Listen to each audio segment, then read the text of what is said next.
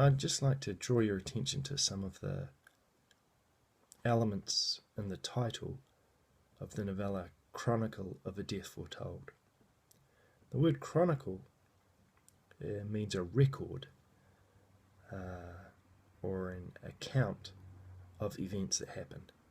And there's some connotation that goes with the word that it's an accurate,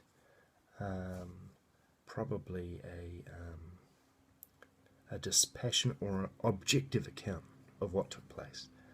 So this word might be used fairly ironically here when we consider that many of the events in the novel are disputed, therefore possibly inaccurate, and they're also not objective, that the writer was involved, he must have biases, he was friends with many of the protagonists and the antagonists.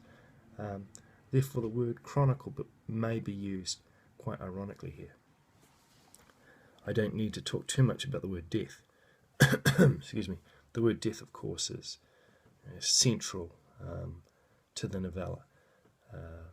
The society of the town, with its values, including machismo, sort of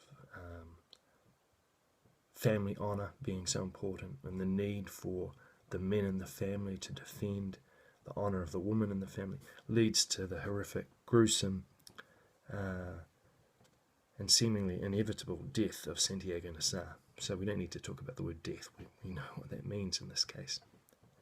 But of course the death is foretold, and the word foretell, foretelling, foretold, really conveys a sense of destiny, of fate.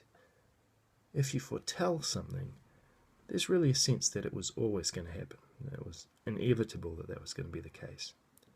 And of course this is one of the ideas that is explored in the novella, that the death of Santiago Nassar seems to be fixed by fate, or maybe by the way society works in this case and in these situations, because of the values they have.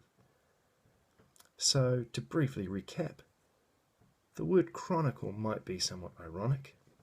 The word death, of course, draws our attention to the key moment in the text, and all the events that led up to that. And the word foretelling the word foretold reminds us of this idea in the novella that is explored of how fate is inevitable and cannot be avoided.